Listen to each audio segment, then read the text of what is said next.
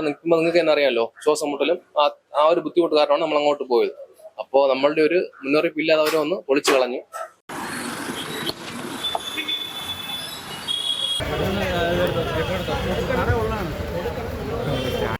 ഇവിടെ ഇടം ഇല്ലാത്തതുകൊണ്ടാണ് അവിടെ പോയത്.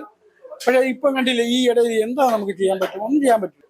ഒരു കട കുറച്ച് സ്ഥലം ബാക്കി വരുമ്പോഴത്തേക്ക് നമ്മൾ നോക്കുമല്ലോ, അത് വെറുതെ കിടക്കണം, നമ്മൾ ചെന്ന് താൽക്കാലികമായിട്ടിരിക്കാം, അത്രേ ഉള്ളൂ. അതിനെയാണ് പൊളിച്ചുകൊണ്ട് പോയത്. പക്ഷെ അതൊന്നും അല്ല, ഇതിന്റെ ഫ്രണ്ടിൽ വേറെ കടകളുണ്ട് ഒരുപാട് ഒരു അനധികൃതമായിട്ട് പിടിച്ചു വെച്ചിട്ട് കട റോഡ് സൈഡിൽ പിടിച്ചു വെച്ചിട്ട് അതിനെ എടുത്ത് അവര് കട കെട്ടി പുറത്ത് വാടകയ്ക്ക് കൊടുക്കുന്നു.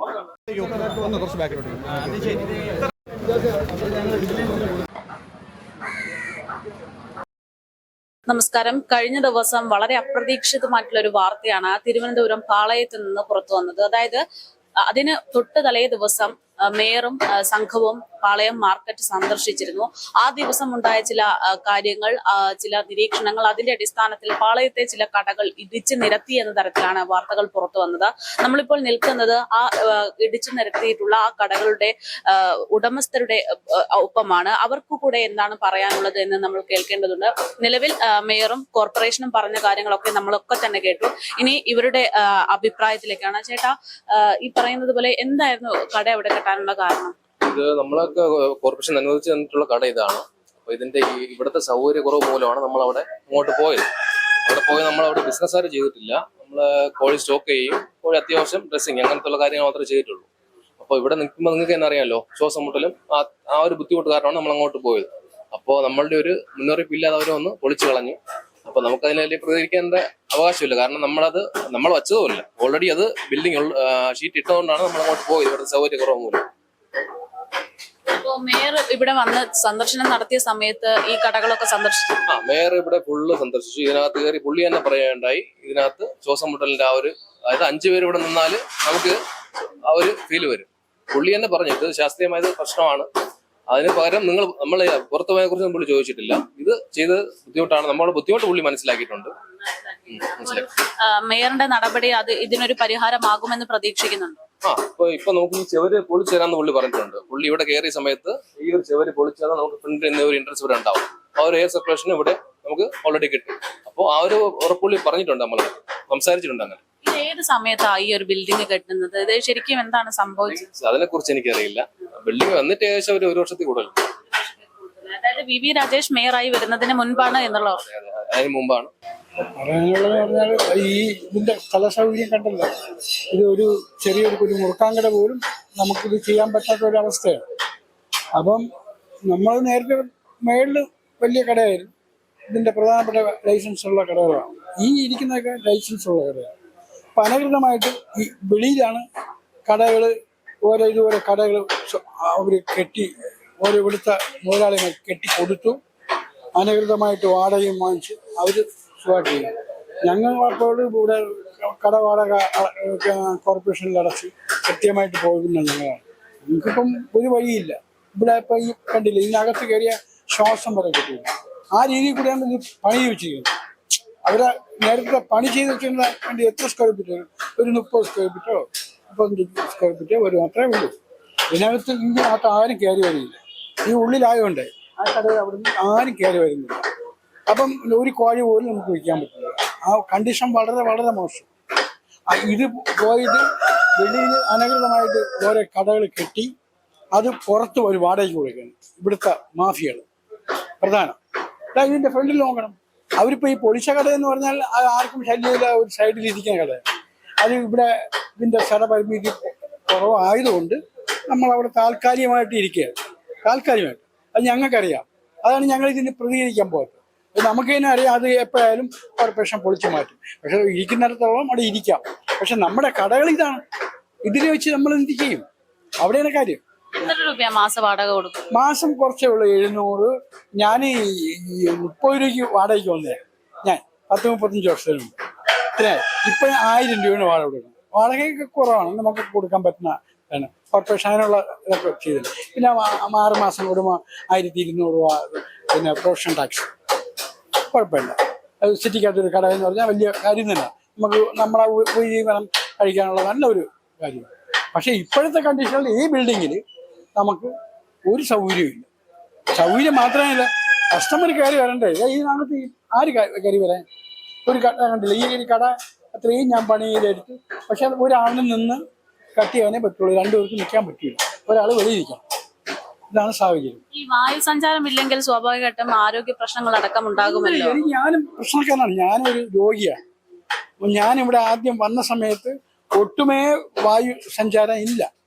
അങ്ങ് അറ്റത്തൊരു ഫാൻ വെച്ചിട്ടുണ്ട്, എയർ ഫാൻ, അത് വർക്കാവണമില്ല. അവസാനം ഞാൻ എൻ്റെ കയ്യിൽ നിന്ന് കാശ് മുടക്കി, കാരണം എനിക്ക് ശ്വാസം കിട്ടുന്നില്ല. ഇവിടെ നിന്ന് ഇരുന്നപ്പോൾ ശ്വാസം കിട്ടില്ല. അവിടെ അതിൻ്റെ ബാക്ക് സൈഡിൽ പിന്നെ ഒരു എയർ ഫാൻ ഞാനാണ് വാങ്ങിച്ചു വെച്ചത്. അതുകൊണ്ടാണ് ഞാനൊക്കെ കൂടെ നിൽക്കുന്നത്. അത് 5 മിനിറ്റ് കറണ്ട് പോകുമ്പോഴത്തേക്ക് ശ്വാസം കിട്ടൂല. ഇതിനകത്ത് 5 മിനിറ്റ് കറണ്ട് പോവുകയാണെങ്കിൽ ശ്വാസം കിട്ടൂല. അതാണ് രീതി ഇവിടുത്തെ കടയുടെ അവർ ഉണ്ടാക്കി വെച്ചിരിക്കുന്നത്. മുൻ മേയറായ ആര്യ രാജേന്ദ്രന്റെ മുന്നിലേക്ക് മുൻ മേയറായിട്ടുള്ള ആര്യ രാജേന്ദ്രൻ ഉണ്ടല്ലോ, അവരോട് ഇത്തരത്തിൽ പ്രശ്നങ്ങൾ ചൂണ്ടിക്കാണിച്ചിട്ടുണ്ട്. അവരൊക്കെ തന്നെ ഇത് ചെയ്തത്, അവരവിടെ ഇരുന്നും കൊണ്ട് പറയും, പിന്നെ ചെയ്യാനുള്ളത് ചെയ്യാൻ പറയും. ഇവര് ചെയ്തിട്ട് അവര് ഒന്ന് പൈസ മതില്ല, അവരെ ആൾക്കാർ പറയണനുസരിച്ച് ഈ കാണുന്ന നേരെ കാണുന്ന ഇതൊരു എൻട്രൻസ് ആണ്. അതിന് അവര് തന്നെ അടച്ചു. അത് പല കാരണങ്ങൾ കാണുമായിരിക്കും. അവരുടെ ആൾക്കാരെ സ്വാധീനം വെച്ച് ഇതായിരിക്കും അവിടെ എൻട്രൻസ് അടച്ചു. അപ്പം ഒട്ടുമേ ആർക്കും അങ്ങോട്ടോ വായു സഞ്ചാരം കൂടുതൽ പ്രശ്നമാണ്. ഇപ്പോ വി രാജേഷ് നേരിട്ട് വന്ന കാര്യങ്ങൾ അന്വേഷിക്കുന്നു, ഇതുപോലുള്ള നടപടികൾ എടുക്കും. ഇപ്പം വന്ന മേയർ ഞങ്ങൾ ഒരുപാട് പരാതികൾ കൊടുത്തു. മേയർ നേരിട്ട് വന്നു. മേയറും ബാക്കിയുള്ള ഓഫീസർമാരും ഈ ബിൽഡിംഗ് കെട്ടിയ ആളും ഇന്നലെ വന്നു, മെനിയാന്ന് വന്ന് എല്ലാം കണ്ടിട്ട് പോയിട്ടാണ് ഇന്നലെ ഒരേ സൈഡ് വീതം പൊളിക്കാനുള്ള ഓർഡർ കൊടുത്തത്. ഒരേ സൈഡ് വീതം അത് ന്യായമായിട്ടുള്ള കാര്യമാണ് ചെയ്തത്. ഞങ്ങൾ പറഞ്ഞല്ലേ, അത് ഞങ്ങളാണ് വെച്ച് കെട്ടിയത്, ഇവിടെ ഇടം ഇല്ലാത്തതുകൊണ്ടാണ് അവിടെ പോയത്. പക്ഷെ ഇപ്പം കണ്ടില്ല, ഈ ഇടയിൽ എന്താ നമുക്ക് ചെയ്യാൻ പറ്റും? ഒന്നും ചെയ്യാൻ പറ്റില്ല. ഇതിനൊരു പരിഹാരം നമുക്ക് കണ്ടെത്തണം. കാരണം ഈ കൊച്ചു കടകളിൽ ഒന്നും ചെയ്യാൻ പറ്റില്ല, കസ്റ്റമർ വരിക. പിന്നെ എന്തിനാണ് നമ്മളിവിടെ ഇരിക്കുന്നത്? ഇതിനൊരു പരിഹാരം ഉണ്ടാകുമെന്ന് പ്രതീക്ഷിക്കുന്നുണ്ടോ? പരിഹാരം ഉണ്ടാകും പ്രതീക്ഷ എന്ന് പറഞ്ഞാൽ ഇപ്പം കെട്ടുന്ന ബിൽഡിംഗ്, പുതിയ ബിൽഡിംഗ്, അത് എത്രയും നേരത്തെ അത് കെട്ടി ഞങ്ങൾ അങ്ങോട്ട് മാറ്റിയാൽ ഇതിനൊരു പ്രതിനിധിയാവും. അതാണ് ഇത് കാണുന്ന ഒരു പ്രത്യേകിച്ച്. അത് എപ്പോഴാണ് തീരുമാനം അറിയാൻ പറ്റും. അപ്പൊ അവര് 9 മാസമാണ് പറഞ്ഞു ഞങ്ങൾക്ക് ഇങ്ങോട്ട് മാറാൻ. അവിടെ നിന്ന് ഞങ്ങളെ പൊളിക്കാൻ നേരത്തെ പറഞ്ഞ് 9 മാസം കൊണ്ട് നിങ്ങൾക്ക് അത് കെട്ടി അങ്ങോട്ട് മാറ്റും, താൽക്കാലികമാണ് ഇത് ചെയ്ത് തന്നത് എന്നാണ് അവർ പറഞ്ഞിട്ടുള്ളത്. ഇപ്പം തന്നെ 1.5-2 വർഷമായി അതിന്റെ തറ പോലും ഇട്ടിട്ടില്ല. അതായത് ആര്യ രാജേന്ദ്രന്റെ ഭരണകാലത്ത് അതെ, ഇപ്പം ഒരാഴ്ചയിലേ ആയുള്ളൂ ഭരണം മാറിയിട്ട്. ഇപ്പം ഭരണം വന്നതിന് ശേഷമാണ് ഇതിന്റെ ഈ ഞങ്ങൾ കൊടുക്കുന്ന പരാതികൾ സ്വീകരിക്കാൻ അവർ ഇറങ്ങിയത്. അതിന് മുമ്പ് വരെ നമ്മൾ പരാതികൾ പറഞ്ഞിട്ടും പരാതി പറയാൻ പറ്റൂല. ആരുടെ സ്ഥിതി അതാണ്. അറിയല്ല, രണ്ട് ഭരണം 2 വ്യത്യാസമാണ്. ഞാനൊരു പാർട്ടിക്കാരനല്ല, പക്ഷെ 2 ഭരണം 2 രീതിയാണ്. അപ്പം ജനങ്ങൾക്ക് വേണ്ടി എന്തെങ്കിലും ഇതുപോലെയൊക്കെ ചെയ്യണം. അതിൻ്റെ ഒരു ആരംഭഘട്ടമാണ് ഇത്. അതിൻ്റെ ഒരു ആരംഭഘട്ടമാണ് കോർപ്പറേഷൻ ഇത് ഇപ്പം ആദ്യമായിട്ട് നടപടിയെടുത്ത്. ഇനി ഒരുപാട് കടകൾ പൊളിയാണ്. വെളിയിൽ ഒത്തിരി കച്ചവടക്കാർ ഇതിൻ്റെ മേളിലൊക്കെ കൊടുത്ത കടക്കാർക്ക് മേളിലാരും പോകാത്തതുകൊണ്ട് അവർ പുറത്തിട്ട് മലക്കറി കച്ചവടം, പഴക്കച്ചവടം, മറ്റുള്ള കച്ചവടമൊക്കെ ചെയ്യുന്നു. അവർക്ക് ഇതിനകത്ത് കയറി ഈ കച്ചവടം ചെയ്യാനുള്ള ഒരു സൗകര്യം ഉണ്ടാക്കി കൊടുക്കണം. പക്ഷേ ഈ കൊച്ചു കടയിൽ ഈ ഇറച്ചി കടയോ ഒന്നും ചെയ്യാനുള്ള ഒരു പരിധി ഇതിനകത്തില്ല. ഇതാണ് സത്യമാണ്. വി രാജേഷിന്റെ ഈ നടപടി ഇരുകയും നീട്ടി സ്വീകരിക്കുകയാണ്.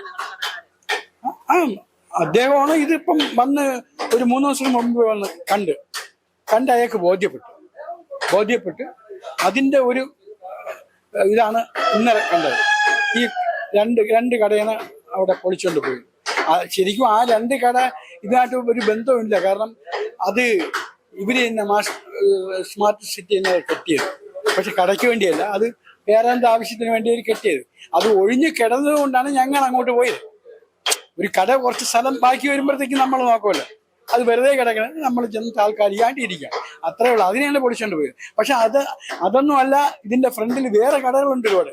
ഒരുപാട് പേര് അനധികൃതമായിട്ട് പിടിച്ചു വെച്ചിട്ട് കട റോഡ് സൈഡിൽ പിടിച്ചു വെച്ചിട്ട് അതിനെ എടുത്ത് അവര് കട കെട്ടി പുറത്ത് വാടകയ്ക്ക് കൊടുക്കുന്നു. അതാണ് പോയിന്റ്. അവർ കിടക്കുന്ന സ്ഥലത്തിന് അവർ കെട്ടി കടയായിട്ടൊക്കെ എടുത്ത് എന്നിട്ട് അതിനെ അവർ വാടകയ്ക്ക് കൊടുക്കുകയാണ് വേറെ. അപ്പൊ ഇവിടെ ഉള്ളവർക്ക് കടയില്ല, ഇവിടെ ഉള്ളവർക്ക് കടയില്ല. സത്യാവസ്ഥ ഇതാണ്. ഇതിപ്പം അദ്ദേഹം മേയർ കണ്ടിട്ട് പോയിരിക്കുകയാണ്, ഇനിയും ഉണ്ടാവുമെന്ന് പ്രതീക്ഷിക്കുന്നു. പിന്നെ അതോടൊപ്പം തന്നെ മേയർ ചൂണ്ടിക്കാണിക്കുന്ന ഒരു കാര്യമുണ്ട്, അതായത് ഒരു ഗുണ്ടാപ്പിരിവ് നടക്കുന്നുണ്ട്. അത് ഇവിടെ നിലവിൽ ഇത് കുറെ കാലം മുമ്പേ ഉണ്ട്. ഇപ്പൊ 2023 വരെ ഇത് കോൺട്രാക്ട് ആണ് കൊടുത്തിട്ടുള്ളത് ഈ കടക്കാശ് പിരിക്കാൻ. അത് 2023 ആയപ്പോഴത്തേക്ക് 2023 മാർച്ച് 31 അത് തീർന്നു. പിന്നെ പുതിയ കോൺട്രാക്ട് എടുത്തിട്ടില്ല, അവർ കോർപ്പറേഷൻ കൊടുത്തിട്ടുമില്ല. പക്ഷെ ഈ പിരിവ് കൃത്യമായിട്ട് നടന്നുകൊണ്ട് പോവുകയാണ്. എൻ്റെ ഇവിടെ കേട്ടറിവ് വെച്ച് നോക്കിയാൽ ഒരു ദിവസം ഒരു 40,000 രൂപ പിരിച്ചു കൊണ്ടുപോവുകയാണ്. കോർപ്പറേഷന് പോലെ ഇത്ര രൂപ എത്തുന്നില്ല. ഇല്ല, കോർപ്പറേഷനിൽ ഇതിന്റെ ഒരു 100 അംശം കിട്ടുന്നില്ല. ഈ ക്യാഷ് കോർപ്പറേഷനിലേക്ക് കൊടുക്കേണ്ടത്, അല്ലെങ്കിൽ കോർപ്പറേഷൻ കോൺട്രാക്ട് കൊടുത്തിട്ട് പൈസ അടച്ച് പിരിക്കണം. അതല്ല, 3 വർഷം കൊണ്ട് കൃത്യമായിട്ടും ഇവര് തന്നെ സ്വന്തമായിട്ട് പിരിച്ച് ആ പഴയ രീതി അനുസരിച്ച് പിരിച്ചുകൊണ്ടിരിക്കുകയാണ്. ഈ മീൻ കടയിലൊക്കെ ഒരു ദിവസം 500 രൂപയ്ക്കാണ് വാങ്ങിക്കുന്നത്. 300, 400, 500 രൂപയ്ക്കാണ് വാങ്ങിക്കുന്ന ആൾക്കാർ പറയുന്നതാണ്. നമ്മളിവിടെ ഇപ്പോഴാണ് അറിയുന്നത് വെളിയിൽ. ഇത്രയും നാളുകൊണ്ട് ഇങ്ങനെ പിരിച്ചുകൊണ്ടിരിക്കുകയാണ്. അതാണ് പ്രശ്നം. ഇതിനൊക്കെ ഒരു മാറ്റം വരട്ടെ എന്ന് പ്രതീക്ഷിക്കുന്നു, പരിഹാരം ഉണ്ടാകട്ടെ എന്ന് തന്നെ പ്രതീക്ഷിക്കുന്നു. മാറ്റം വരണം. എന്തായാലും വി രാജേഷ് നടത്തിയിട്ടുള്ള ഈ ഒരു കടപൊളിക്കൽ നടപടി അത് ഈ പറയുന്നത് പോലെ നമ്മൾ ഒരാളുടെ ഉപജീവന മാർഗം തകർക്കുന്നു എന്ന തരത്തിലല്ല, അത് തികച്ചും സ്വീകാര്യമാണ് എന്ന് തന്നെയാണ് കടക്കാർ പ്രതികരിക്കുന്നത്. അവർക്ക് ഈ കടയിനകത്തുള്ള സൗകര്യക്കുറവ് മൂലം താൽക്കാലികമായിട്ടാണ് പുറത്ത് കടകൾ കെട്ടിയിട്ടുള്ളത്. അതാണ് കഴിഞ്ഞ ദിവസം പൊളിച്ചു മാറ്റിയത്. അതേസമയം ഈ പറയുന്നത് പോലെ ഇനി പൊളിച്ചു മാറ്റപ്പെടേണ്ടതായിട്ടുള്ള ഒരുപാട് കടകൾ പുറത്ത് അനധികൃതമായിട്ടുണ്ട് എന്നുള്ള ഒരു സൂചന കൂടെ പുറത്തു വരുന്നുണ്ട്. എന്തായാലും കഴിഞ്ഞ ദിവസമാണ് മേയർ വി രാജേഷിന്റെ നേതൃത്വത്തിൽ അപ്രതീക്ഷിതമായിട്ടുള്ള ഈ ഒരു നടപടി ഉണ്ടാകുന്നത്. പാളയം മാർക്കറ്റിലുള്ള അനധികൃതമായിട്ടുള്ള കെട്ടിടങ്ങൾ അല്ലെങ്കിൽ കടകൾ പൊളിച്ചു മാറ്റുന്നു എന്നുള്ളതായിരുന്നു പുറത്തു വന്ന വാർത്ത. അതേസമയം 18 കോടിയോളം രൂപ വലിയ തെരിമറികൾ ഈ പാളയം മാർക്കറ്റുമായി ബന്ധപ്പെട്ട് ആര്യ രാജേന്ദ്രൻ ഭരിച്ച കാലത്ത് ഉണ്ടായിട്ടുണ്ട് എന്നുള്ള വളരെ ഞെട്ടിപ്പിക്കുന്ന ഒരു റിപ്പോർട്ട് കൂടെ മേയർ കഴിഞ്ഞ ദിവസങ്ങളിൽ നൽകിയിരുന്നു. എന്തായാലും വി രാജേഷിന്റെ നടപടി അത് വളരെയധികം അപ്രതീക്ഷിതമാണ്. അതിനൊപ്പം തന്നെ നമ്മൾ പ്രതീക്ഷിക്കുന്നതിനപ്പുറത്തേക്കുള്ള വലിയ തിരിമറികൾ കൂടെ ഇത്തരം നടപടികളിലൂടെ പുറത്തേക്ക് വരുന്നു എന്നുള്ളതാണ്. ഈ പറയുന്ന കടക്കാർക്കടക്കം അവരുടെ ഉപജീവന മാർഗമായിട്ടുള്ള ഈ ഒരു വിൽപ്പന, അതിനുവേണ്ടിയുള്ള സൗകര്യങ്ങൾ എത്രയും പെട്ടെന്ന് ഉണ്ടാകട്ടെ എന്ന് മാത്രമാണ് പ്രതീക്ഷിക്കുന്നത്. അതേസമയം കഴിഞ്ഞ ദിവസം പൊളിച്ചു മാറ്റിയ കട, അതിന്റെ ദൃശ്യങ്ങൾ കൂടെ കാണാം. എന്താണ് അവിടുത്തെ ഒരു അവസ്ഥ എന്ന് കൂടെ നമുക്ക് കാണാം.